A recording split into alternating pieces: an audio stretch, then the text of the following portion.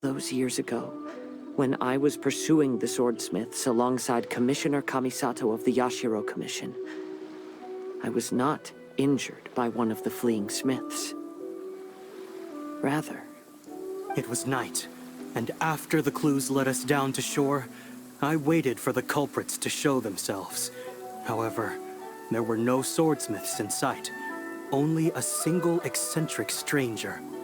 This stranger claimed to be the one behind the failed forgings, and said that he had been patiently waiting for us. He then threatened to destroy the Raiden Gokaden.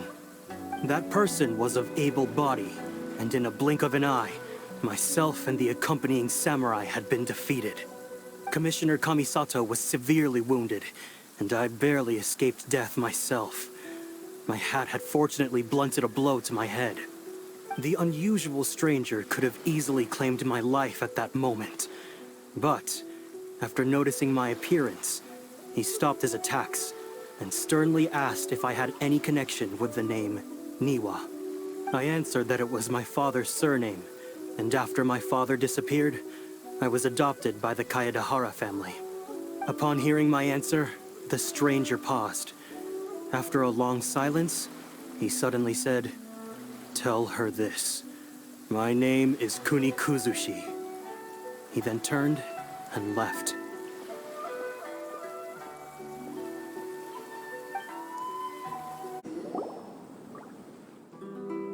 It's getting pretty late, so nobody else is around now. So Ayato must have been telling us to splash water on the portrait, right?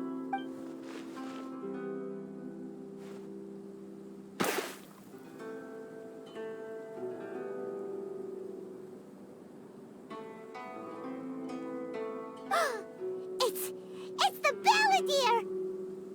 So he was the one behind the trouble all those years ago!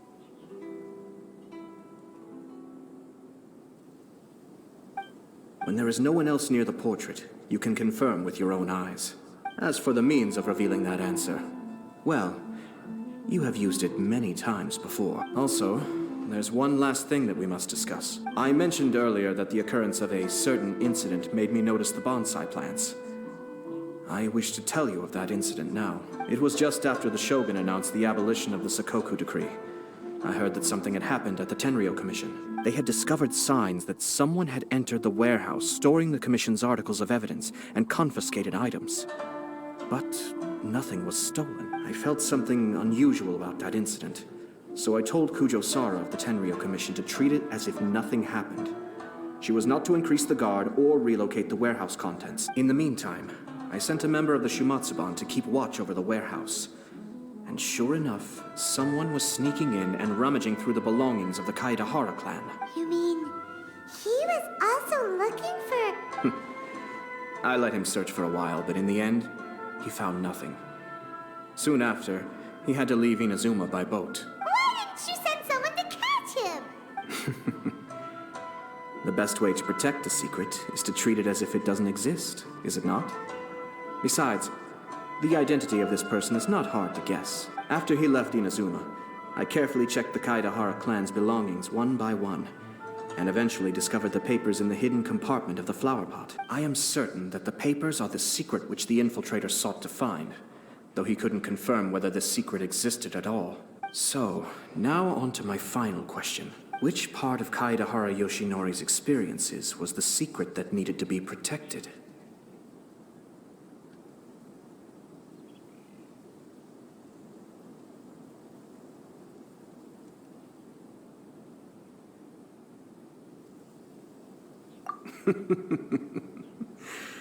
I don't have an answer to this question at present, so I'll leave it to your future self. As for now, please, enjoy yourselves at the Irodori Festival.